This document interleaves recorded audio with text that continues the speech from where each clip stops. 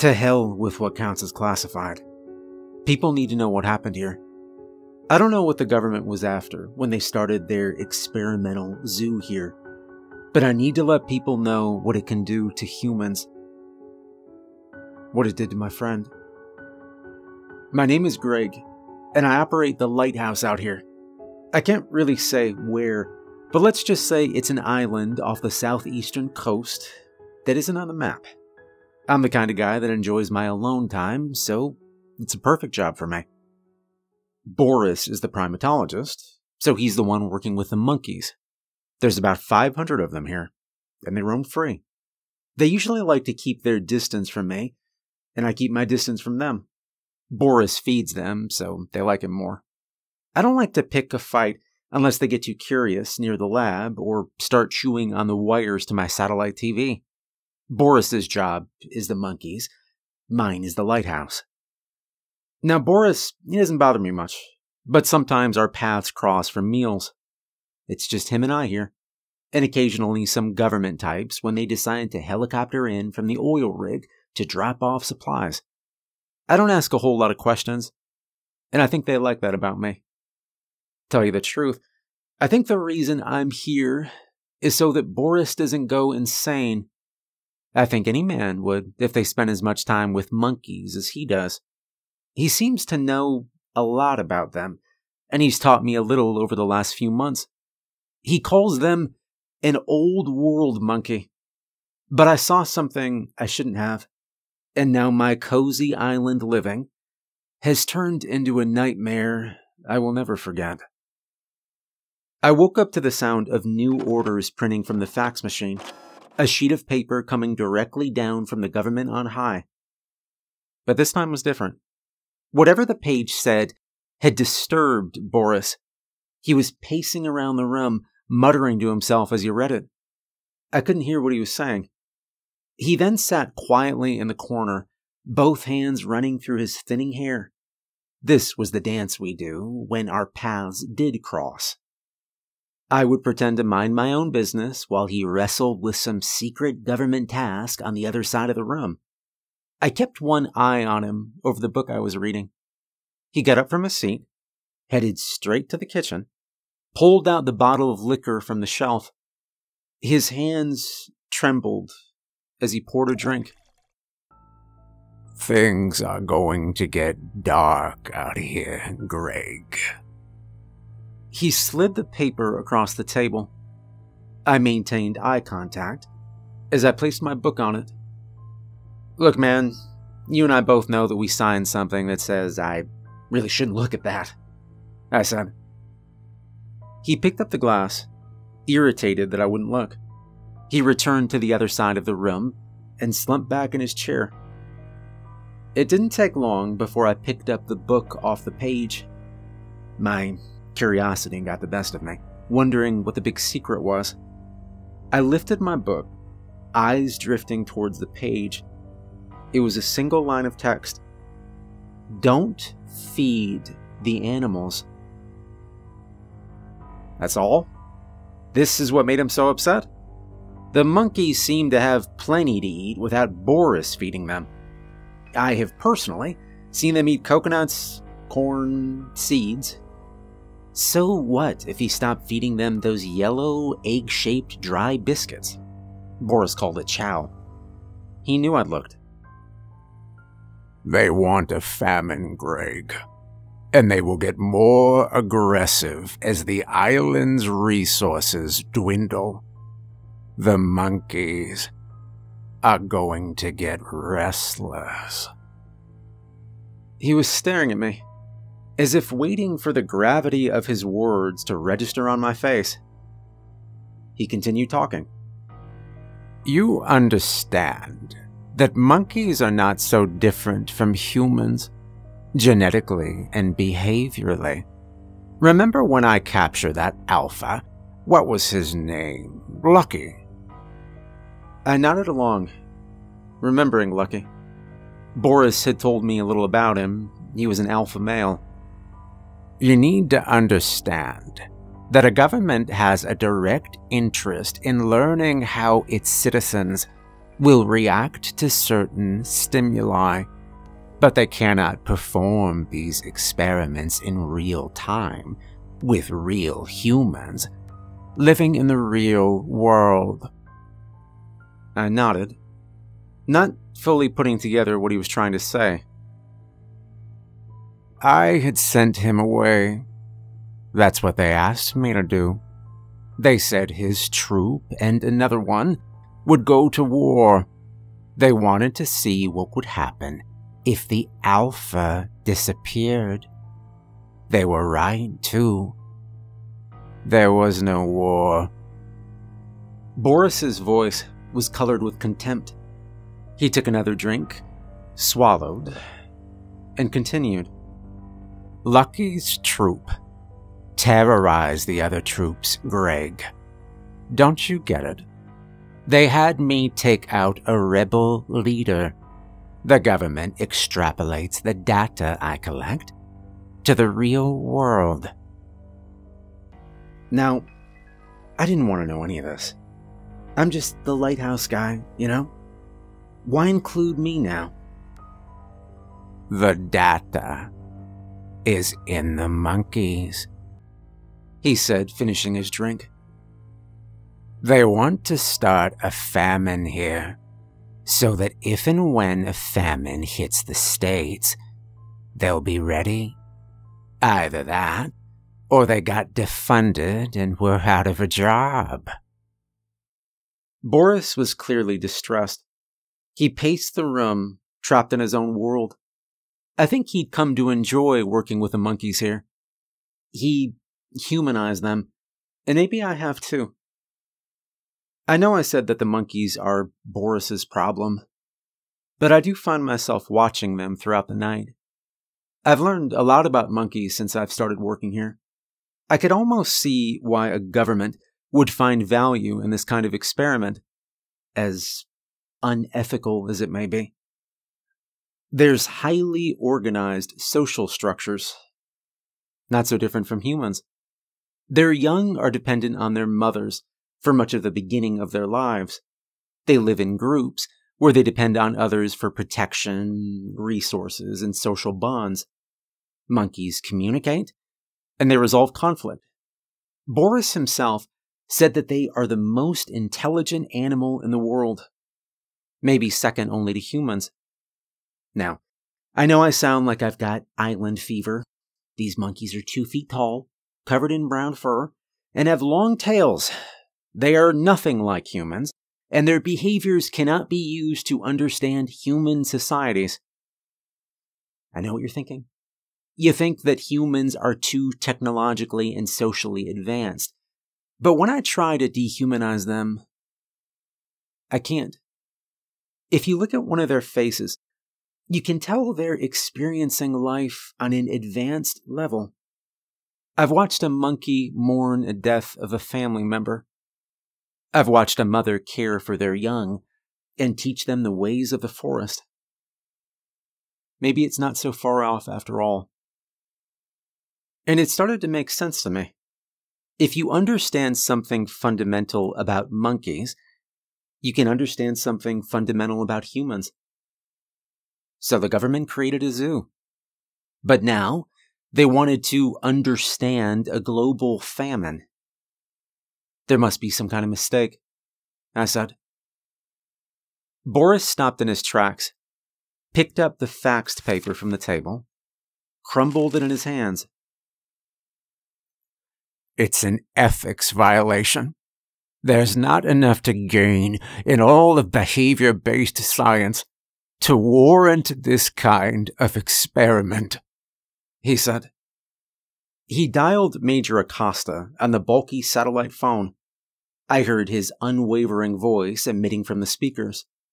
The conversation was over before Boris could even get a word in. Do it. Now is not the time for insubordination. And then the line went dead. He's an asshole, I said.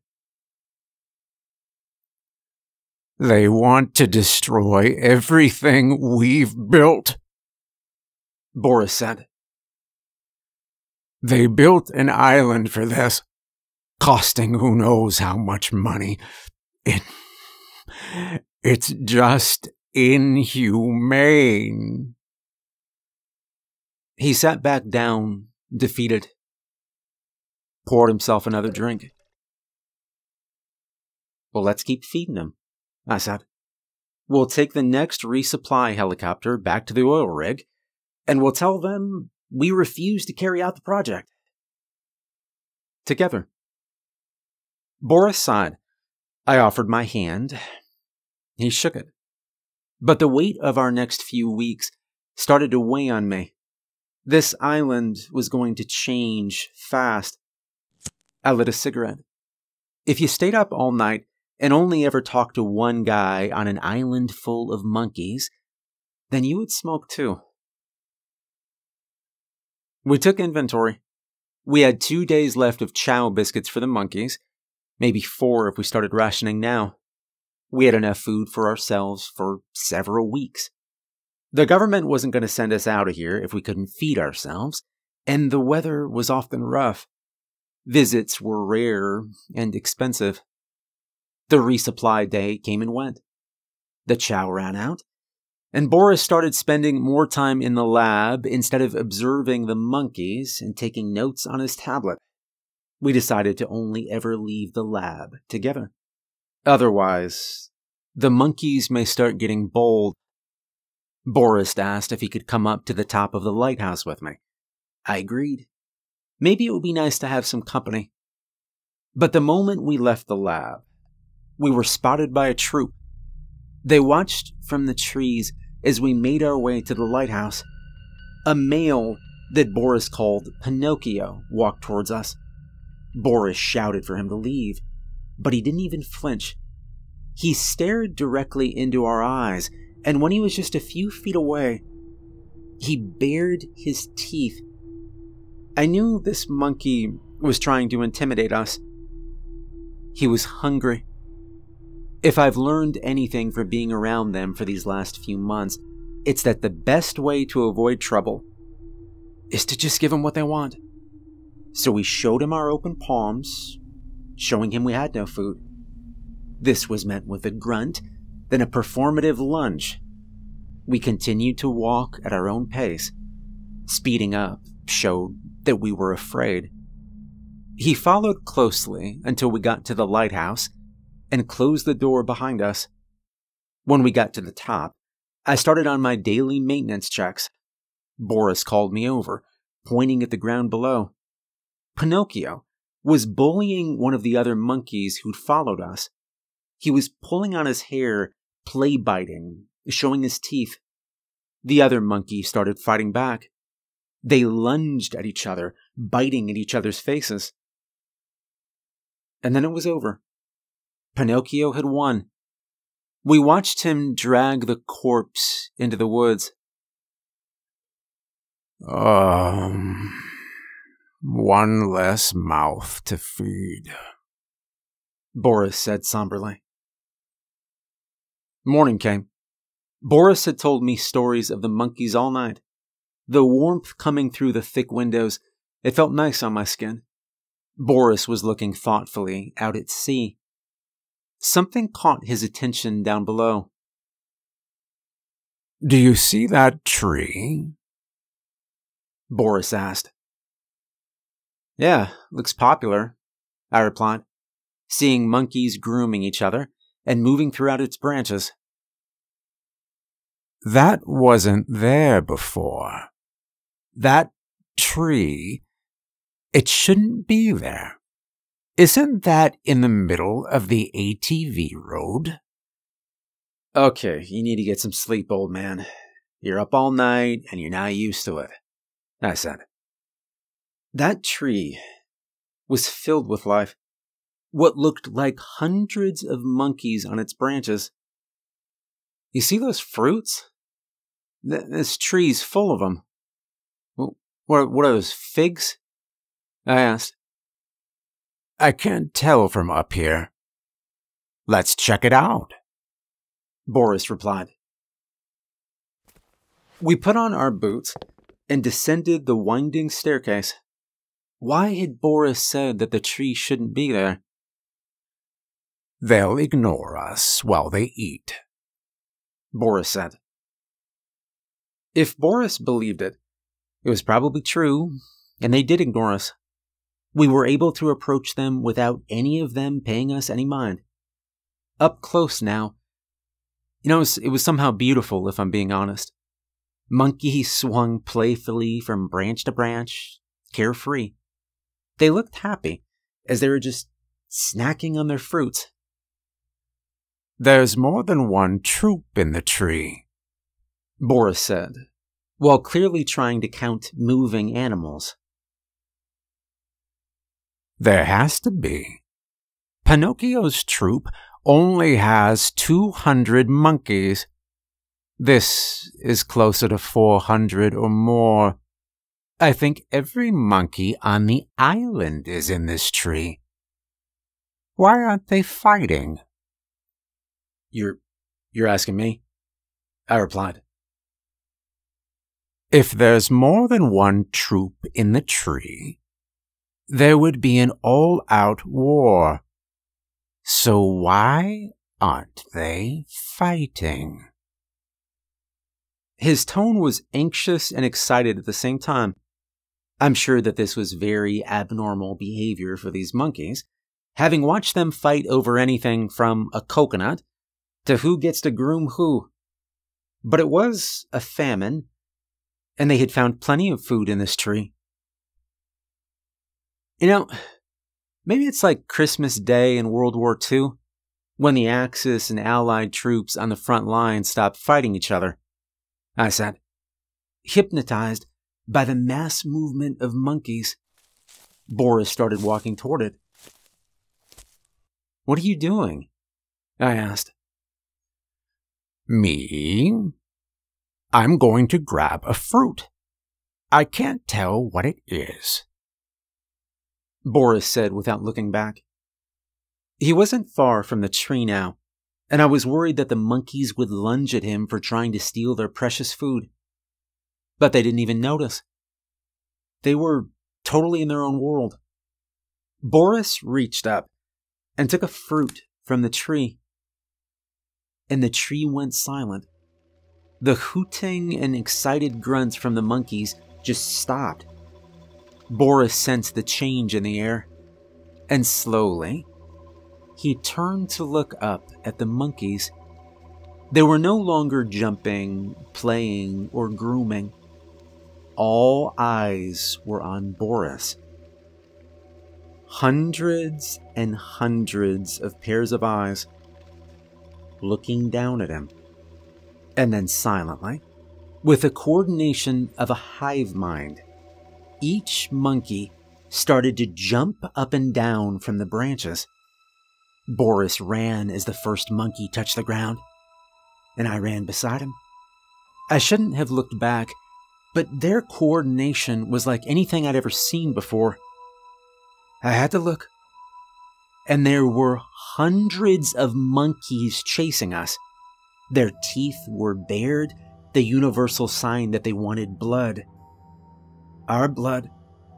And we barely made it through the door to the lab. We slammed it shut just in time to hear the weight of their bodies crash into the other side. And the sound was loud enough to echo off the back wall of the metal lab building. What the hell is going on? I said, both of us pushing a heavy table across the ground and bracing it against the door. I don't know. I've never seen anything like it, Boris said. They continued to ram the door. It was like they didn't feel it at all when their heads banged up against it. Soon enough, they were on all sides of the lab building, their nails scraping against the windows and walls. We were surrounded. Eventually, they would figure out how to break the windows, and once they got in, they would tear us limb from limb for stealing their fruit. We reinforced what we could. For now, it was safe. Boris was sitting in a chair, playing with a mysterious fruit in his hands, just staring at it intently. The light from a bare bulb reflected off its skin. When Boris turned it, I could see a swirling orange pattern at the center.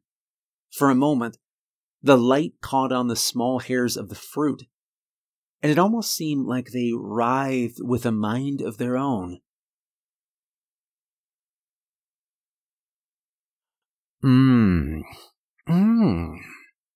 You should try this. It's actually pretty good, Boris said, and I was horrified to see that he was chewing. Stop, I said. We don't even know what that is. I tried to wrestle it from his hands. We're on a remote island, thousands and thousands of miles from a hospital. Spit that out. Well, the monkeys are eating it. They must know what it is. Their bodies are small and their metabolisms are fast. If it was poisonous, they would all be dead. You're not a monkey, Boris. If you get sick, I can't help you, I said. Oh, you're Ross, he said, and took another bite. I watched him swallow. He stopped chewing abruptly. The fruit rolled from his hand and onto the table. His mouth opened, and a narrow brown tendril rolled out from the back of his throat. It tapered down the length of it, and at the end, it split off into two branches, like a snake's tongue. Boris's eyes widened as he looked down at the tendril coming from his mouth, and then the tendril sucked itself back down his throat. His eyes went blank, and he slumped in his chair. His hands just dangled at his sides. A second later, he just woke up. He quickly sat up, took a deep breath, and opened his eyes. He lay his palms flat on the table, and then turned to look at me. His eyes were yellow and crusted over. "Are you all right?" I asked, and he was looking right at me as he picked up the fruit again. His movements were jerky and mechanical. "You don't look all right," I said, taking a step towards the satellite phone. You should try this. You know, it's actually pretty good, he said, his voice now low and rasping. His breathing became labored, like he'd just run a marathon. "Boris, you need a doctor. You're allergic to that fruit or something. Try to make yourself throw up while I call the major," I said, trying to stay as calm as I could. I stopped once he stood up. His legs were too straight, and he was looking straight at the ground. A strand of yellow drool escaped his mouth. I had a hand on the phone when he raised his head, and he bared his teeth at me, like a monkey. I backed up into the desk, and I knocked some papers to the ground. Boris held out the fruit for me to eat. Orange juices ran down his arm, and I ran to the bathroom and I locked the door. The only weapon I could find was the heavy ceramic lid to the back of the toilet. I held it high, waiting for him to try and crash through the door, and I waited. There was a sound coming from the far side of the lab. I held my ear to the door, and on the other side was chaos. Glass breaking, furniture getting knocked over. I backed up. There was a thud. The door rattled on its hinges. Another thud. And a hand appeared from below the door. A monkey hand. It clawed at the base of the door, nails scratching off the paint, and it grabbed at anything it could blindly. It found the bath mat on the floor and disappeared with it under the door. And more monkey hands appeared. I was terrified. I looked around for a way out, seeing sunlight only through one possible exit, an air vent high up on the wall behind the toilet. It was square with a metal shuttered cover. If I got the shuttered cover off, maybe I could squeeze through it to the outside. I stood on top of the toilet and I pried at it with my fingers. No luck. I couldn't get the screws out either. Boris was rattling the doorknob on the other side of the door, and the monkeys slapped the ground and walls blindly from under the door. I heaved the heavy lid from the toilet at the vent with all my strength. The metal bent, and it released 2 of the screws. I tore the cover off, grabbed at the opening with both my hands, and I pulled myself up. I could fit my head and just one of my arms through. And then I pushed off the inside wall of the bathroom with my feet to get my chest out. Luckily, there were no monkeys outside waiting for me. I shimmied all the way out, and I managed to get to the ground without hurting myself. I was full of adrenaline now, and halfway to the forested edge, when I looked back.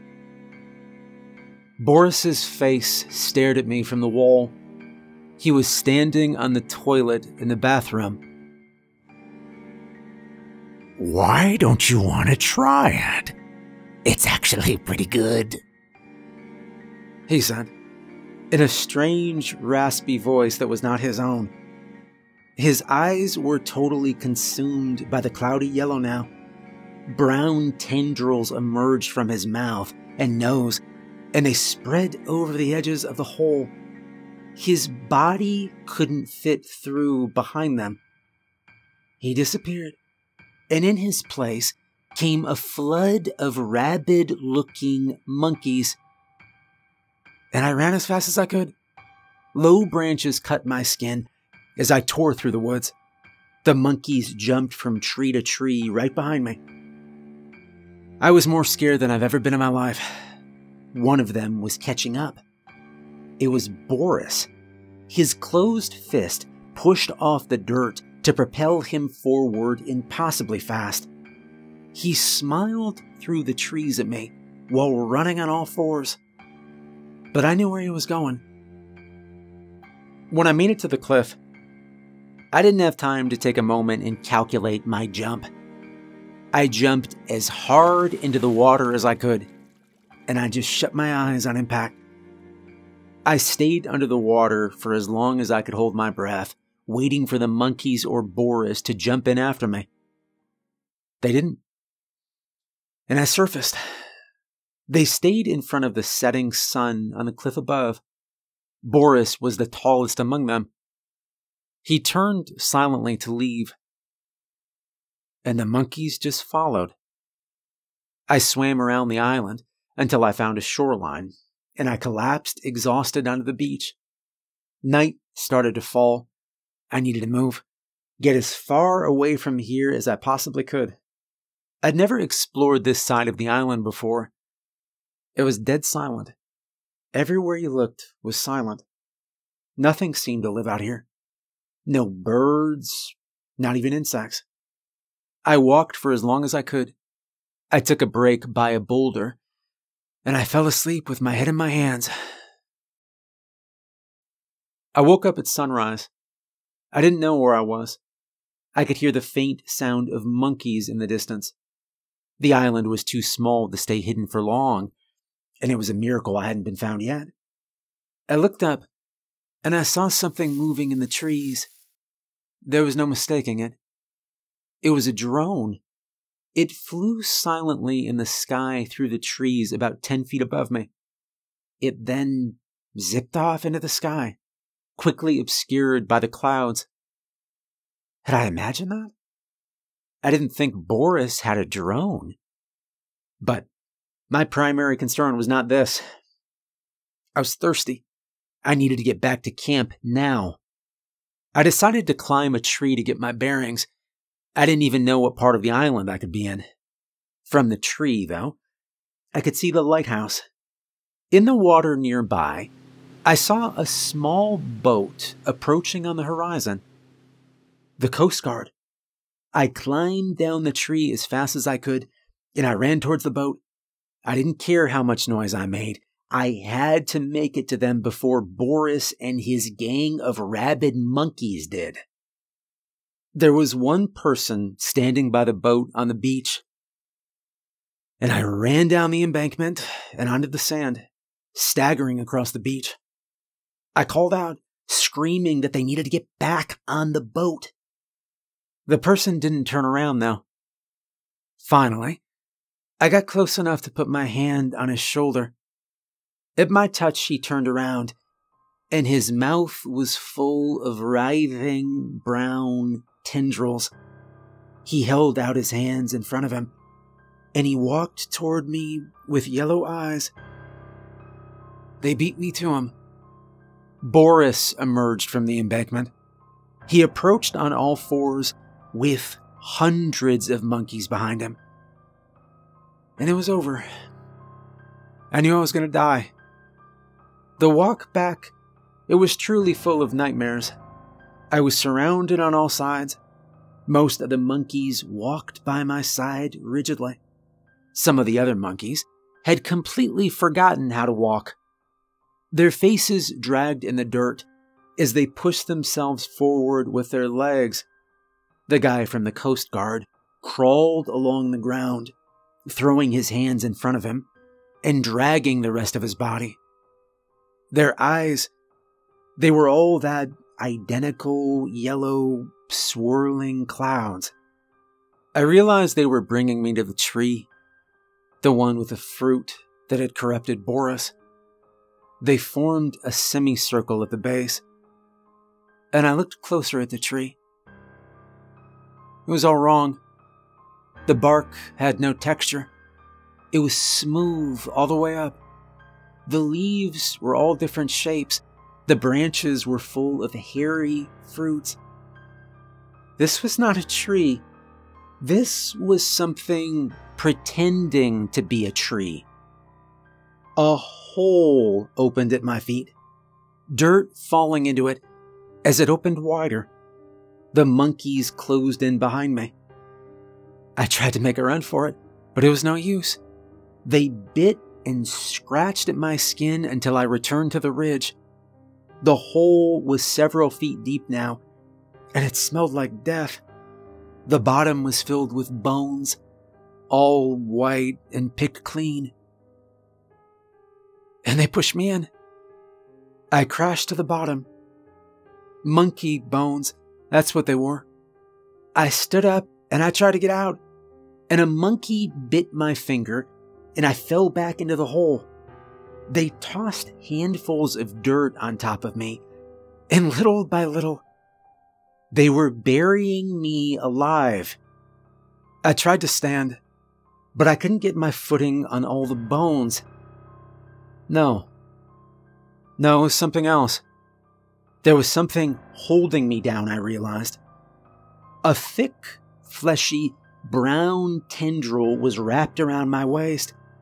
It pulled me towards the ground, and the bones cut into my skin from below. And to my horror, I put it all together. This tree, it was like one giant muscle, and its roots were tendrils below the earth. Another tendril burst from the wall of dirt to my side. It wrapped itself around my neck, and it squeezed. I couldn't breathe. I couldn't even scream. I tried to get it off, but it was just too strong. And the monkeys continued to throw more dirt on me. The hole was filling up around me now, and the light was fading. Desperate, I managed to get my hand in my pocket, and I found my lighter. I held it below the tendril at my neck, and immediately I felt it let go. And I gasped for air. And then dirt got in my mouth, and I coughed. I lit the flame under the tentacle again around my waist, and it just slithered away. I stood up, reached back up to the edge, and I waited for more monkeys to bite my fingers. Nothing. I pulled myself up. The monkeys had backed off. I held the lighter out in front of me, and the light from it reflected off hundreds of yellow eyes. The monkeys were watching me, captivated by the flame. Maybe the parasite was terrified of fire, and it released them in that moment. Something primal registered on the monkeys' faces, and I think that in that moment, they didn't push me back into the hole because I had defeated death. I was now to be respected. But this moment did not last long. The parasite regained control. The monkeys split apart. Boris walked forward, the guy from the Coast Guard behind him. I held up the lighter towards them as they approached, and they paused. I didn't know how much longer this flame would last. It was a very old lighter. So I found a piece of dry brush from the ground, lit it on fire, held up the burning bush like a torch. I brought it to the tree, and I lit the lower branches on fire too. And then an earthquake rumbled below me.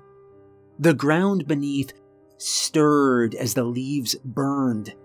The tree rose to even higher heights, exposing a network of tendrils that were formerly deep below the earth. The tree lumbered off with thundering steps away from me, leaving only a cloud of smoke behind.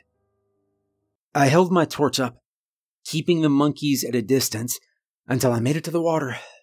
The boat was anchored just a few feet out to sea. I pulled the anchor from the sand, and I trudged out into the water while making sure to keep my torch from getting wet. They followed me to the shore. Smoke rose from the island as I drove the boat north towards the oil rig. A civilian fishing boat found me at sea a few days later and dropped me at the oil rig. They took me to the med bay for treatment. One of the medics said I would have died from advanced hepatitis B if they hadn't got to me in time. Major Acosta was reading by my bed when I woke up one morning. "So, you met the true subject of our zoo?" he said. "What?" I said, disoriented, rubbing sleep from my eyes. "Boris wasn't supposed to eat one, that half-baked deserter. We engineered it as a means to facilitate cooperation. It worked too, as you could tell. What we did not expect was for the tree to stand up and walk away. No one thought it would work on plants," he said. And I was speechless. The island, it was never a zoo for monkeys. I was just a mouse that didn't know it had just been released into a snake's enclosure. They have blood on their hands and they know it. What the hell did they intend to do with a serum like this? I had to sign a book's worth of documents swearing myself to secrecy. But I just had to tell someone. If a tree that doesn't look like a tree sprouts out of the ground overnight, don't eat the fruits.